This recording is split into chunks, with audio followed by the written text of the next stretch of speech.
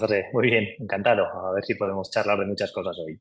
Claro que sí. Bueno, el tema de hoy es la cirugía de mínima invasión, que nos adentraremos ahora en breve, pero antes Ujú. tenemos que presentarte, o sea, ¿quién es David? Bueno, pues yo soy eso, David Jaltía, como has dicho. Soy un veterinario, soy principalmente, aunque no únicamente, pero sí que es a lo que más me dedico, un cirujano de tejidos blandos, con mucho interés o principal interés en la cirugía de mínima invasión, que es un poquito lo que más he intentado siempre comunicar y lo que más he intentado siempre compartir sobre todo en redes y previamente a que estuviesen las redes en YouTube y todo, pues bueno, pues siempre que he podido, porque me interesa mucho todo este mundo. ¿Cómo surge tu interés por la cirugía veterinaria, David? Pues realmente es secundario o incluso te diría que terciario. Yo sí que es verdad que siempre he querido hacer clínica, o sea, siempre he hecho clínica, siempre he hecho pequeños animales, no me he planteado otros caminos, pero yo realmente lo primero que hice, empecé haciendo un internado en Zaragoza, yo soy de Zaragoza y estudié en Zaragoza, aunque ahora viva en Pamplona, y ahí hice 3 años de internado en el hospital y ahí das un poco de todo. Realmente pues pasas por todas las especialidades para aprender un poquito de todo, pero hay un tercer año que es un poco más voluntario, dijéramos, en el que te quedas de retén quirúrgico, ¿vale? Ese, pues, típico que está por las noches vigilando un poco y a la vez yo cuando empecé a hacer este retén, como tenía muchas horas libres, pues hablé con Amaya Unzueta, que es la profesora de ahí de endoscopia, y le dije, oye Amaya, guay la cirugía, entiendo que el hospital necesita este servicio, pero realmente a mí lo que más me gusta es el diagnóstico por imagen y me gustaría que me enseñaras a hacer un poquito de endoscopia, porque creo que está muy chulo y creo que, te hablo hace 13 años que no era tan desarrollada, no había tanta endoscopia en todos sitios, no se hacía tantísimo, ¿vale? Y yo me enfoqué un poco por eso, por endoscopia, por diagnóstico por imagen por gusto y cirugía por necesidad, pues porque tenía que hacerla, pero yo no la disfrutaba mucho al principio tampoco, ¿eh? Realmente es una especialidad que tiene mucho, sobre todo al principio para mí tiene mucha intranquilidad. No acabas el caso, no haces la ecografía y te vas a casa y duermes bien, sino que están en la UCI y llamas, oye, ¿está bien? Sobre todo cuando dudas al principio y no sabes cómo estás haciendo las cosas, lo pasas un poquito mal. Y a mí me ha costado años ir cogiendo el gusto y ahora sí, que ya estoy, ya me puedo llamar cirujano y ya lo hago, me presento como cirujano. Genial. Oye, estamos aquí para hablar sobre la cirugía de mínima invasión, que ahora profundizaremos un poco, pero para acercar este Ajá, concepto a la persona que nos esté escuchando, ¿podríamos definir vale. qué es la cirugía de mínima invasión? Claro, sí, sí, sí, sí. Sí, porque además es un término que es relativamente novedoso. Ahora la gente que sale de las facultades, afortunadamente, sale muy a tope con la cirugía de mínima invasión, ya saben mucho más, se interesan mucho, pero es verdad que es un término que los cirujanos que son un poquito de más edad, muchos no aceptan o no controlan o todavía cuesta un poquito verlo en veterinaria. ¿Vale? Realmente la cirugía de mínima invasión es simplemente un enfoque de la cirugía tradicional, es decir, se operan muchas de las cosas que es lo mismo que hemos operado toda la vida. Tradicionalmente hablando, quiere decir, pues haciendo una raja grande y accediendo a donde necesitamos y solucionando el problema.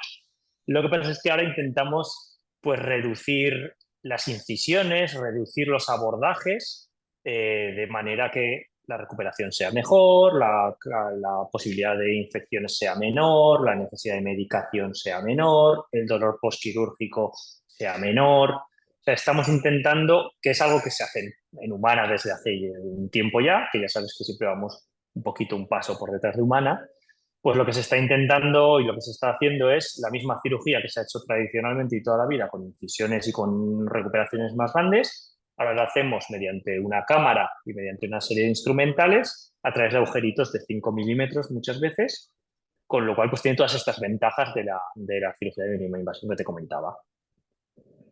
Bien, además de esta reducción en el número de incisiones y en las mejoras que se tiene para la recuperación, ¿hay otras diferencias con respecto al resto de cirugía? Realmente no sé, a ver, depende un poco, porque es verdad que igual te lo explico, o sea, igual he explicado un poco sesgado, porque es verdad que te estaba hablando sobre todo de la parte que a mí más me gusta de la mínima invasión, que es la cirugía de mínima invasión. Pero es verdad que la mínima invasión también conlleva O también incluye la endoscopia flexible para el digestivo, la endoscopia rígida para una rinoscopia, o sea, usar también orificios naturales para utilizar cámaras para llegar a un diagnóstico. Entonces, por parte de la cirugía, realmente la cirugía de mínima invasión está haciendo los mismos tipos de abordajes y de cirugías que se hacían en su momento, solo que reducidos pues a mucha menos incisión, mucho menos dolor y demás. Pero es verdad que también hay otros campos de la mínima invasión, como pueden ser pues sobre todo el intervencionismo o la radiología endovascular, es decir, el ir por las venas y a través de las venas solucionar un problema en el corazón, que son abordajes muy novedosos que antes incluso eran patologías que o se operaban a corazón abierto o no se podían operar directamente porque no teníamos la capacidad en veterinaria igual de tener un aparato de circulación extracorpórea o cosas así. Entonces tenemos esa parte de cirugías tradicionales que se ha mejorado muchísimo su abordaje, su conocimiento y su recuperación, y cosas que antes no podíamos hacer o tenían un pronóstico malísimo, que ahora las podemos hacer de otra manera, ¿vale? Ya sea a través de venas o ya sea, por ejemplo, en el caso de urinario, también se está haciendo mucho aprovechando las propias vías urinarias para colocar stents, para abrir tumores, cosas así, que antes si tú tenías un tumor de uretra, si un perro tenía un tumor de uretra, pues se acababa muriendo o era una cirugía que tenía muy mal pronóstico, y ahora tenemos herramientas de las que no disponíamos para colocar un stent y sin cirugía, pues darle una calidad de vida muy buena a ese paciente. Bien, por lo que acabas de comentar, entiendo que la cirugía de mínima invasión es muy versátil y se puede aplicar a un montón de casos, pero Mm, por confirmarlo, ¿es válida para toda la intervención o hay alguna en la que no sea apropiada? claro, no. Es muy versátil lo que dices tú, nos está ayudando en un montón de situaciones o mejorando un montón de situaciones, y de hecho cada día se van descubriendo nuevas. Nosotros mismos hemos publicado un par de abordajes quirúrgicos que no estaban descritos que se podía hacer y hemos probado y hemos visto. Es decir, es una disciplina muy joven y cada día vamos viendo cosas nuevas que podemos ir haciendo. Nosotros o los compañeros del mundo veterinario van publicándose, pero no es un sustituto de la cirugía, eso es importante también. Es una especialidad o una manera de enfocar las cosas diferentes, pero no va a sustituir a la cirugía tradicional. Es decir, hay un montón de cosas que se deben y se tienen que seguir haciendo como se han hecho toda la vida. No, no todo se puede hacer por mínima invasión, ¿vale? Por ejemplo, yo qué sé, por ponerte un par de ejemplos generales. En cirugía laparoscópica, ¿vale? Me centro un poco también pues, en laparoscopia abdominal y en toracoscopia. Todo aquello o muchas de las cosas que son sucias, por ejemplo, abrir el intestino para quitar un cuerpo extraño, o principalmente sí, la cirugía del digestivo, solemos o seguimos haciéndola por cirugía tradicional, aunque o combinada, porque también se pueden combinar, ¿vale? Cirugía laparoscópica para encontrar el cuerpo extraño, sacarlo fuera y luego operar de manera tradicional, porque al final nosotros cuando operamos por mínima invasión operamos dentro del cuerpo. Entonces no queremos que salga porquería, no queremos que salga contaminación. ¿Se podrá hacer? Seguro que se van a encontrar cosas, pero hoy en día hay cirugías que se siguen haciendo de la manera que se han hecho siempre, pues porque no tiene sentido para el paciente, porque al final tenemos que mirar lo que es bueno para el paciente. Y lo mejor para el paciente va a ser la mínima invasión muchas veces, pero otras veces no, ¿vale? Como en estas, o como en sacar un tumor de un bazo de 3 kilos, ¿para qué te vas a matar ahí a meter pincitas y a arriesgarte a que sangre, lo que sea, si luego tienes que hacer una raja de arriba abajo para extraerlo? Entonces esas también son limitaciones a veces para estos abordajes. Al final, también dependiendo del caso, se utilizará una técnica u otra, está claro. Claro, claro, al final ya te digo, yo la mínima invasión y la cirugía en general la concibo, incluso desde nuestro hospital la concebimos, no como se hace de esta manera que es peor o de esta manera que es mejor, sino yo cuando hablo con un propietario le digo, oye, tenemos que quitarte una glándula adrenal, por ejemplo, que tengo que hacer una hora cuando acabemos. Generalmente la voy a hacer por la paroscopia porque creo que puedo, porque he estudiado el caso, porque he estudiado el paciente, porque tengo un TAC, porque creo que se puede abordar. Pero quizá tenga que, en el momento en que esté en cirugía, abrir y hacerla de manera tradicional porque considero que es en ese momento más seguro o porque veo algo que no había. Entonces, no es o una o la otra, esta es mejor, esta es peor, no, yo voy a solucionar tu problema, lo voy a hacer como yo considere que debo hacerlo porque soy un cirujano y generalmente va a ser laparoscópica, pero puede que sea de esta manera. Es un poquito el concepto con el que yo trabajo este campo. Uno de los beneficios que has mencionado antes cuando has explicado qué es la cirugía de mínima invasión es la recuperación, ¿no? Que al final se corre mucho menos riesgo a nivel de infecciones o otro tipo de problemas. ¿El proceso, además de estas ventajas, suele ser similar o hay otra serie de beneficios que podamos seguir destacando? De mínimo invasivo, a ver, principalmente, sí que es verdad que a nivel médico, los más representativos, quitando este punto que te digo de que es verdad que hay cosas que con mínima invasión se hacen que de otra manera no se pueden hacer, o sea, ahí no tienes otra discusión, pues como pueden ser todo este tema de stents o de cosas, según qué cosas cardíacas. Los principales ventajas a nivel médico es el dolor posquirúrgico, o sea, no tiene nada que ver un paciente que se despierta en una cirugía tradicional con una cirugía laparoscópica. Sobre todo, por ejemplo, la gente piensa, o incluso nosotros, y los propietarios, en las incisiones. ¿Vale? Es que duele menos este agujero que esta raja. Y eso es verdad, pero no es lo único, ¿vale? Porque, por ejemplo, si vamos a hacer una ovariectomía, si vamos a castrar una hembra, de la manera de toda la vida, tú vas a hacer, sí, la raja más grande, pero además luego tú tienes que sacarte el ovario fuera para poder ligarlo y para poder estirparlo. ¿Vale? Tú te traes el ovario.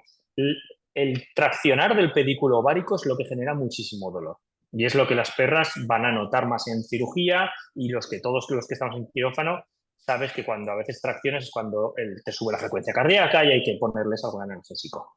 Mientras que en la paroscopia lo que yo voy a hacer es no tirarme del ovario para verlo, sino entrar yo con mi cámara al ovario y trabajar abajo. Entonces, esa tracción se evita también. Son varias ventajas. No es solo el reducirlo a la raja es más pequeña, el dolor es menor, sino que muchas veces el trabajar ahí dentro nos evita todo este tema de dolores asociados. ¿Vale? Genial, David. Y te iba a decir, sí, te iba a decir, te iba a decir una cosa más, que a nivel médico nos preocupan mucho estas cosas de infecciones, de dolor, y es verdad que son las mejores, pero no hay que olvidar que también trabajamos en una sanidad privada y con unos clientes que van a pagar, con unos tutores que se llaman ahora que van a pagar.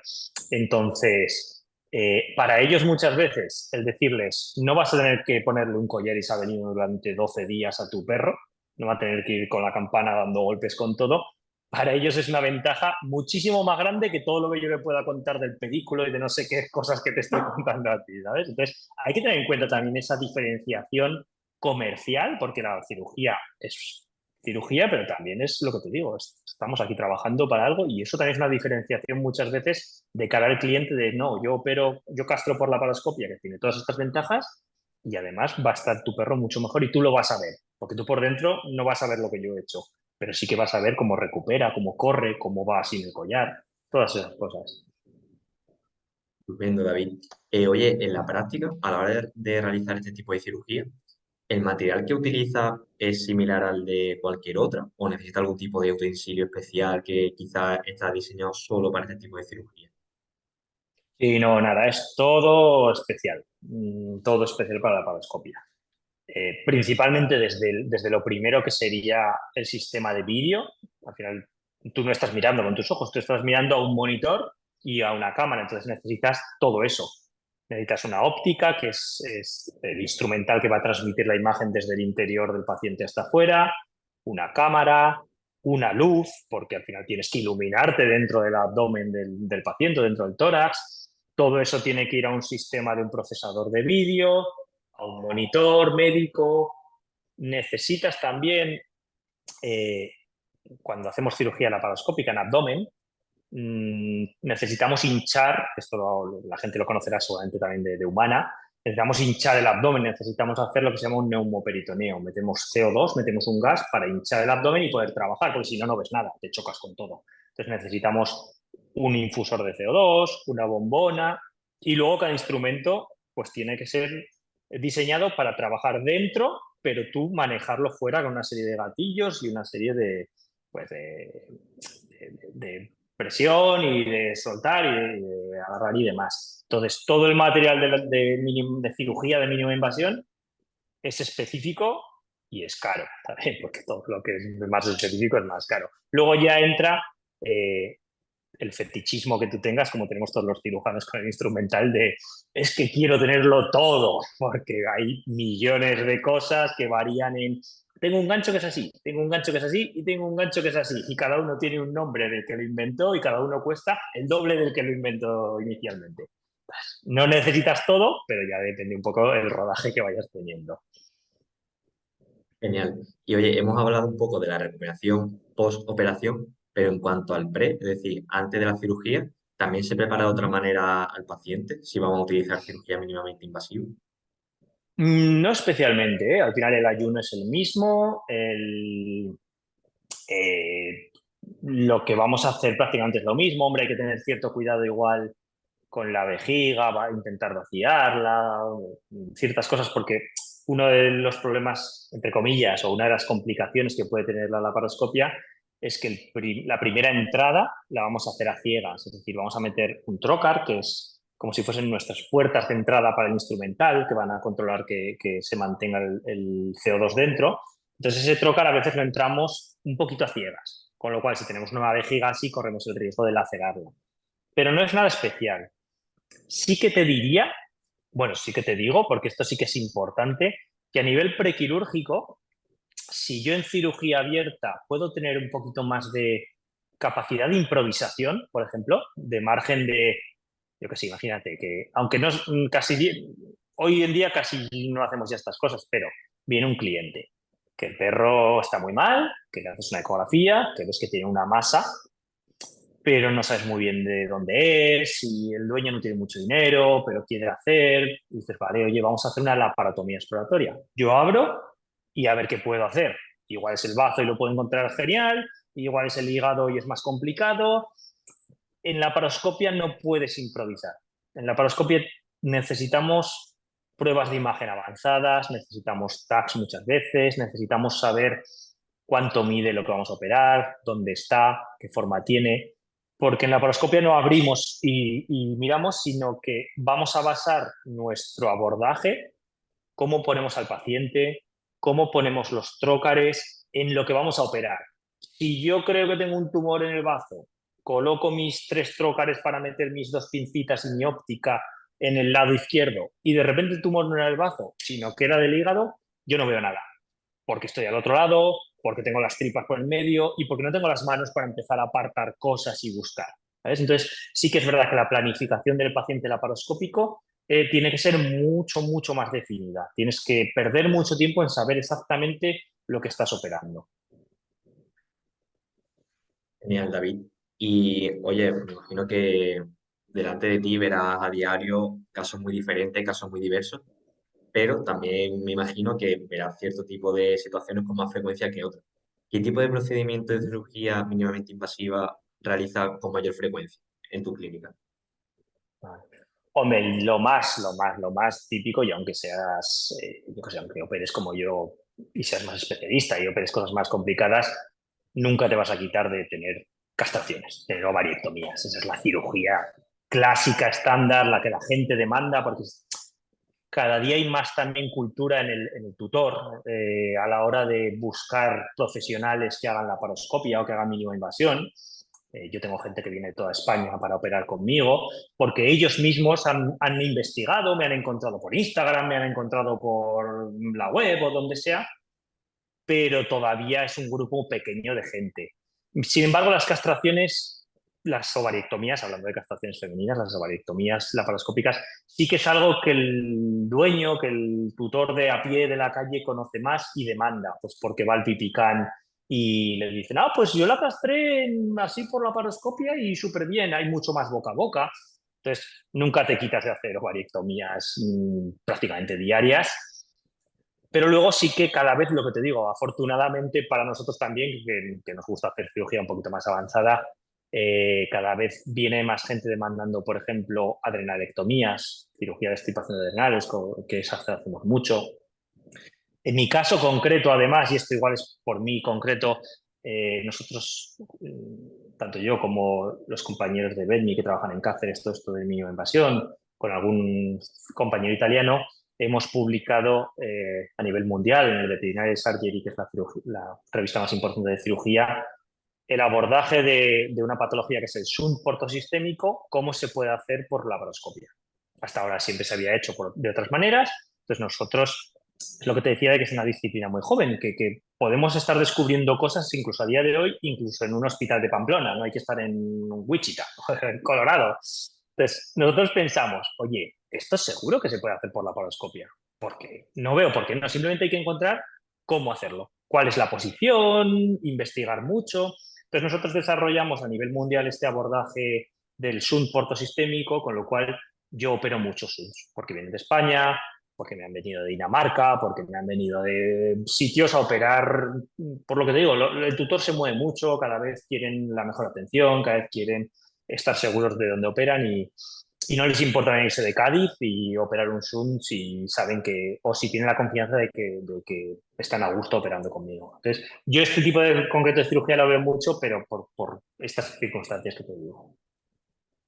David, revisando tu perfil de Instagram, también podemos ver que eres especialista en tejidos blancos. ¿Podrías Ujú. definirnos qué es esto? Sí, al final, bueno, claro, tu audiencia, dijéramos, estos vídeos van dirigidos un poco a auxiliares veterinarios de todo, ¿no? Supongo, Sí. de grandes, de pequeños, de equino. Vale, vale, por definir un poco también, en casi todo, la especialización de la veterinaria es un poco también, hay diplomaturas, que es un poco el top del estudio, que son más concretas, pero luego muchas veces nosotros nos especializamos en lo que nosotros queremos especializarnos. ¿Vale? Para la gente que está estudiando igual y que va a salir, tú puedes ser lo que tú quieras, tú puedes hacer lo que a ti te guste realmente. Entonces, dentro de lo que es la cirugía, aunque yo podría hacer cirugía de blandos y traumatología y neurocirugía, a mí la traumatología, los huesos y las columnas no me gustan, entonces me dedico a cirugía de tejidos blandos, que englobaría todo el resto, todo lo que es blando realmente. Abdomen, tórax, pues cabeza, oído, faringe, laringe, todas estas cosas. Y que al final la cirugía de mínima invasión es una parte de esta cirugía de tejidos blandos, o sea, es un abordaje, no es una manera de hacer cirugía de tejidos blandos que al final es lo que engloba un poquito toda esta especialización que es muy amplia. Luego ya en humana, por ejemplo, pues la gente ya se especializa mucho más y en veterinaria es verdad que cada día nos vamos especializando más, igual que yo en mínima invasión, pues hay un tío que es muy bueno en hacer maxilofacial y ya empieza a haber cada vez más especialización en eso. Eso no quiere decir que no pueda operar otras cosas, pero que al final pues te enfocas un poco en lo que te gusta y puedes ir especializándote hacia esos caminos, dijéramos. Bueno, David, estamos llegando ya casi al final de la entrevista y siempre me gusta poner dos preguntas que hago a todas las personas que pasáis por aquí, porque ya hemos hablado de ¿Vale? lo profesional, sino ahora también un poco de lo personal y me gustaría saber qué es lo que más te gusta de tu trabajo. De mi trabajo, hombre, sí, a mí que soy algo competitivo y me gusta pues solucionar y me gusta lo que me gusta es un poco el reto. A mí me gustan los retos, realmente. También si te metes a este tipo de cirugías o a este tipo de tecnologías que son más complicadas y muchas veces son más frustrantes porque al final si estás todo el día castrando pues no vas a tener muchas complicaciones y te vas a ir muy tranquilo a casa, vas a dormir mejor y vas a ser quizá más feliz en ese punto.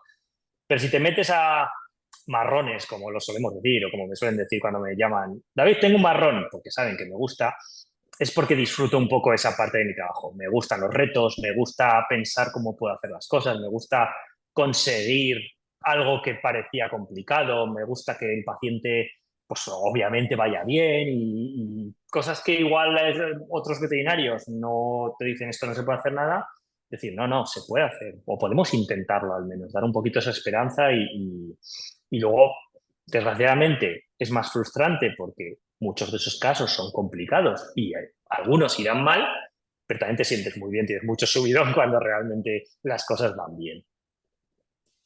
Genial. Y ya sí que sí, por último, ¿qué le dirías a una persona que quiere ser cirujano veterinario? Vale, lo primero que lo sea, que no es lo que te decía, que nadie te va a decir que no puedes ser lo que tú quieras ser. En veterinaria podemos ser lo que queramos, podemos ser lo que queramos en el momento que queramos, ¿vale? Si yo ahora quiero irme a caballos, puedo serlo también, porque al final a veces nos encasillamos y decimos, "Oh, es que ya estoy aquí, es que no. cambia en el momento que quieras. Y si estás pensando en hacer cirugía, yo te recomiendo, desde el momento en que lo tengas claro, es decir, si es en primero, en tercero o cuando acabes la carrera, intenta hacer prácticas, intenta ir a los sitios, intenta ver cómo se opera, intenta ver a la gente, porque te va o afianzar en lo que te gusta, en, oye, sí, la cirugía me está gustando. O a veces incluso teníamos un ideal de algo y decir, oh, pues no me gusta tanto la cirugía. O no, no es verdad que era lo que quería hacer. Entonces, practica mucho, mira cómo hace mucha gente, fórmate. Si quieres ir a una diplomatura europea, vea por ella, pero si no, porque no todos tenemos que ser diplomados, no todo el mundo tiene que estar 3 años de su vida en el extranjero y luego estudiar y demás, no, puedes ser igual de bueno simplemente centrándote en hacer las cosas bien. Entonces, si tú tienes claro que es cirujano, mira cómo hacen otros cirujanos, estudia, júntate a ellos y simplemente llegarás a serlo. No, no vas a tener ningún problema, estoy seguro. Genial, David, pues ya sí hemos llegado al final de la entrevista, pero no nos podíamos ir sin, en primer lugar, agradecerte tu tiempo, agradecerte que, oye, que hayas Nada. aceptado la entrevista por pasarte aquí con nosotros. Y tampoco nos gustaría irnos sin recomendar tu perfil de Instagram y tu web, ¿vale? En la que las Ujú, personas que tengan interés pues, pueden saber más sobre ti, sobre tu día a día, sobre, bueno, sobre tu profesión, que al final es lo que hemos estado tratando en esta entrevista. Y bueno, tu perfil de ujú. Instagram es @David García Cirujano Veterinario y tu página web www.davidgarciacirujano.com. Para lo dicho, quien quiera seguir profundizando, ahí tiene mucho más material. Y si le gusta Ujú, la entrevista, seguro que le va a gustar también lo que va a encontrar por ahí. ujú. Ah, muchísimas gracias, José, a ti.